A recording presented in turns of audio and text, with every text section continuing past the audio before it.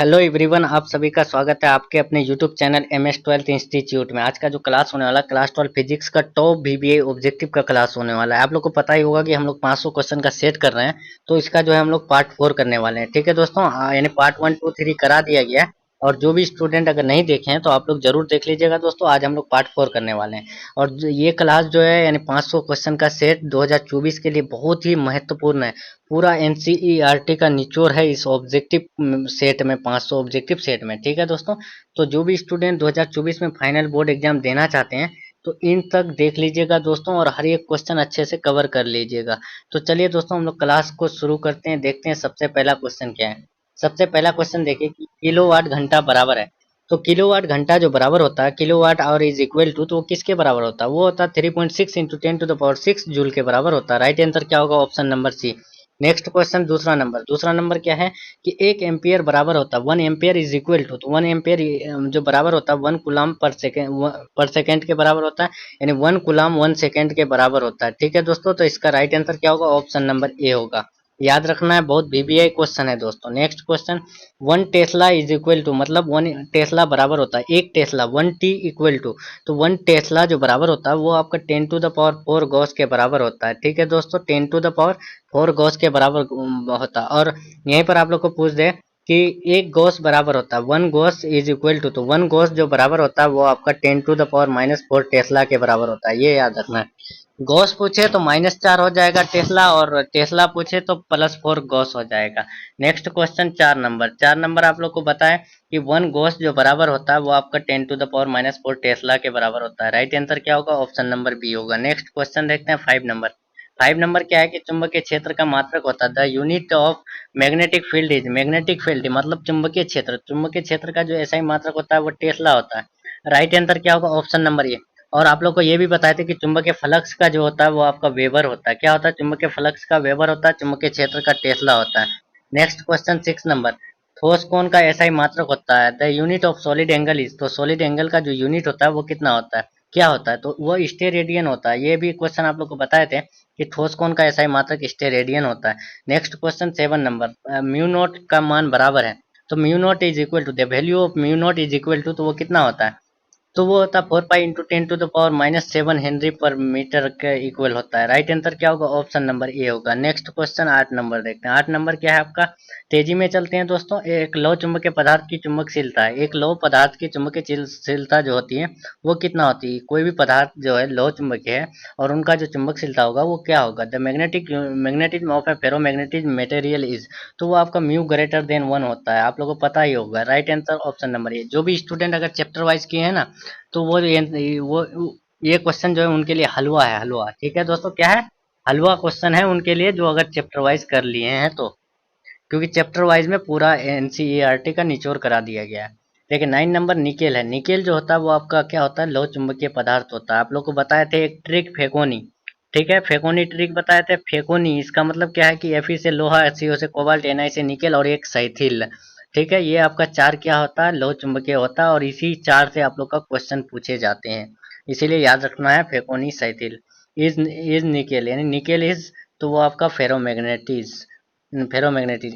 Next question 10 number, चुंबकीय प्रेरण का SI मात्रक होता है। तो चुंबकीय प्रेरण पूछे, अन्योन प्रेरण पूछे, सौ प्रेरण पूछे, तो उनका SI मात्रक जो होता है वो आपका टेस्ला होता है। The unit of magnetic induction is, तो वो टेस्ला। राइट आंसर क्या होगा? ऑप्शन नंबर बी होगा। ठीक है दोस्तों, याद रखना है। जो भी स्टूडेंट को आंसर पता है आप लोग जो है आंसर देते रहें, और जो भी स्टूडेंट को अगर आंसर नहीं पता है आप लोग क्लास में एकदम फोकस रखें। ठीक है दोस्तों, कैमरा में फोकस नहीं करना है। ठीक है, आप लोग को क्लास में फोकस रखना है। प्रति चुंबकीय पदार्थों के चुंबकशीलता, प्रति चुंबकीय पदार्थों की जो चुंबकशीलता होती है वो क्या होती है? तो आप लोग को बता दें कि प्रति चुंबकीय पदार्थों की जो चुंबकशीलता होती है वो आपका बहुत कम होती है और ऋणात्मक होती है।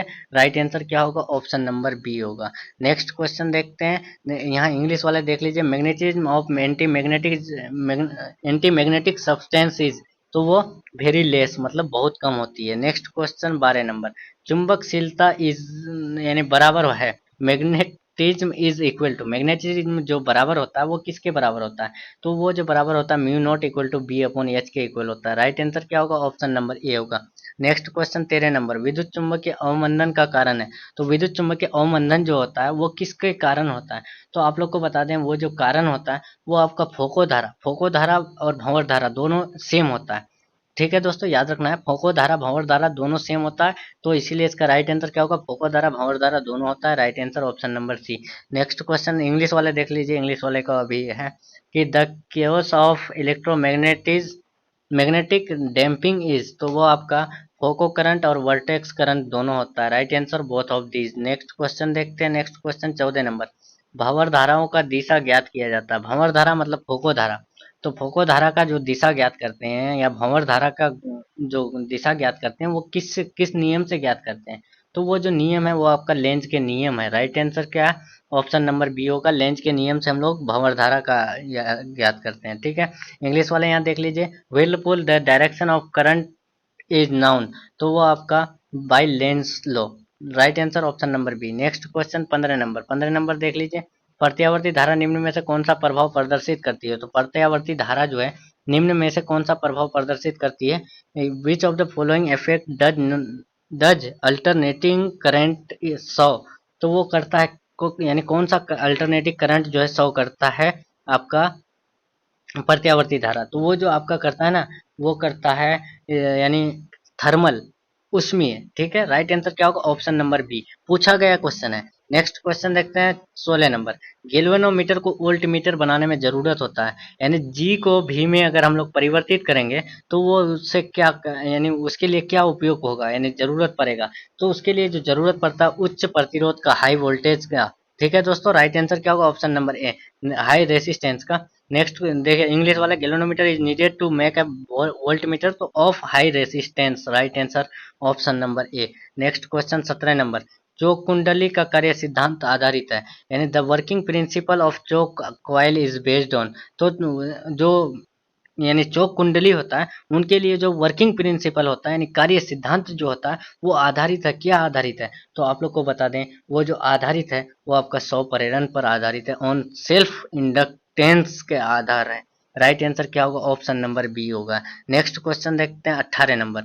18 नंबर क्या है कि धारित्य प्रतिघात होता है, देर इज एन अर्थी रेबोंट, तो धारित्य प्रतिघात जो होता है 1/ओमेगा एल के इक्वल होता है, किसके? 1/ओमेगा एल के इक्वल होता है। राइट आंसर क्या होगा? ऑप्शन नंबर बी होगा। याद रखना है, धारित्य प्रतिघात 1/ओमेगा सी के इक्वल होता है, सॉरी 1/ओमेगा सी के इक्वल होता है। Right answer option number D. Next question, प्रेरणिक प्रतिघात, अब यहाँ प्रेरणिक प्रतिघात पूछा है, तो प्रेरणिक प्रतिघात आपका ओमेगा एल यानी प्रेरणिक प्रतिघात जो होता है there is a motivational reaction, तो वो आपका होता है वो यानी ओमेगा एल के इक्वल होता है। राइट आंसर क्या होगा? ऑप्शन नंबर ए होगा। Next question 20 number, L R परिपथ की प्रतिबाधा होती है, ये क्वेश्चन आप लोग को बहुत अच्छे से बहुत अच्छे से बताए थे कि जो एल आर परिपथ की जो प्रतिबाधा होती है वो आपका जो होती है ना वो रूट r² यानी ओमेगा स्क्वायर एल स्क्वायर होता है। तो राइट आंसर क्या होगा? ऑप्शन नंबर डी होगा। Next question 21 number, L R परिपथ की शक्ति का गुणांक होता है, the power factor on L R circuit is,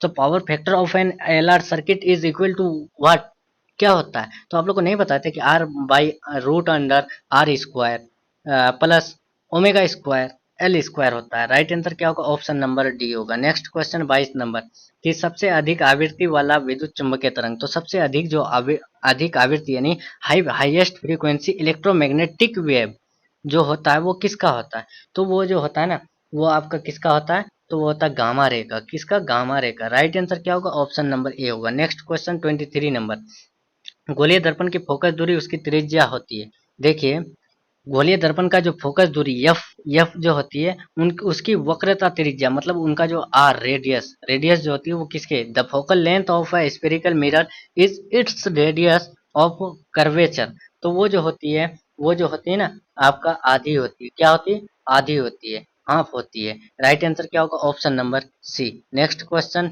24 number, VBI question, बर्फ का अपवर्तनांक होता है, the refractive index of ice is, तो आइस का जो होता है बर्फ का जो अपवर्तनांक होता है वो कितना होता है? तो वो जो होता है वो आपका 1.31 होता है। राइट आंसर क्या होगा? ऑप्शन नंबर सी होगा। नेक्स्ट क्वेश्चन 25 नंबर, कि एक सरल सूक्ष्मदर्शी से बना प्रतिबिंब होता है, यानी एक सरल सूक्ष्मदर्शी। The image form by a simple microscope is, तो सिंपल माइक्रोस्कोप का जो इमेज फॉर्म होता है यानी बना प्रतिबिंब जो होता है वो क्या होता है, तो वो आपका काल्पनिक और सीधा होता है। यानी आप लोग को ये भी ट्रिक बताए थे कि 100 से सरल 100 से सीधा लेकिन काल्पनिक होता है।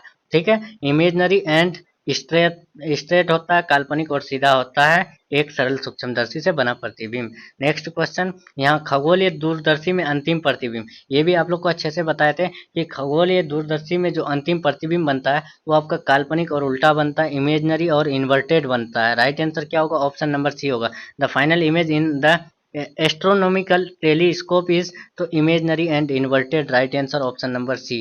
नेक्स्ट क्वेश्चन 27 नंबर, कि सामान्य समायोजन में खगोलीय दूरबीन की लंबाई होती है, यानी सामान्य समायोजन में जो खगोलीय दूरबीन होती है उनकी लंबाई होती है। The length of N astronomical telescope in common and adjustment is, तो वो कितना होती है, तो आप लोग को बता दें कि सामान्य समायोजन पूछा, उनमें जो खगोलीय दूरबीन की जो लंबाई होती है वो आपका F O plus F E होती है। राइट आंसर क्या होगा, ऑप्शन नंबर डी होगा। नेक्स्ट क्वेश्चन 28 नंबर, कि सामान्य समायोजन में खगोलीय दूरबीन की क्षमता, देखिए अब यहाँ दूरबीन की क्षमता पूछ लिया है, इससे पहले आप लोग को क्या पूछा कि दूरबीन की लंबाई, अब यहाँ दूरबीन की क्षमता पूछ दिया है। तो दूरबीन की क्षमता क्या होती है, तो F O by F E होता है, क्या होता है, F O by F E होती है, और लंबाई क्या होती है, तो F O plus F E होती है।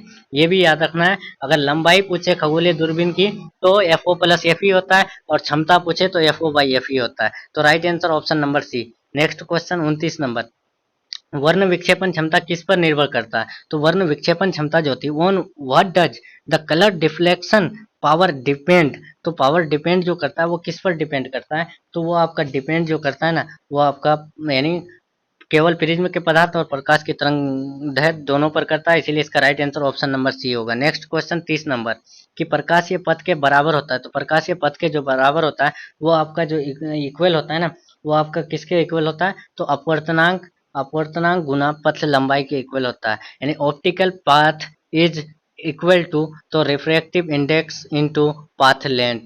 राइट आंसर क्या होगा, ऑप्शन नंबर ए होगा। नेक्स्ट क्वेश्चन 31 नंबर, कि विद्युतीय परिपथ की शक्ति होती है, the power of an electric circuit is, तो वो होती है आपका वी स्क्वायर बाई आर। ये इसका राइट आंसर क्या होगा, ऑप्शन नंबर बी होगा। मोस्ट वीवीआई क्वेश्चन है दोस्तों, जितना भी क्वेश्चन आज करा रहे हैं बहुत वीवीआई है, इसीलिए अच्छे से कवर कीजिएगा।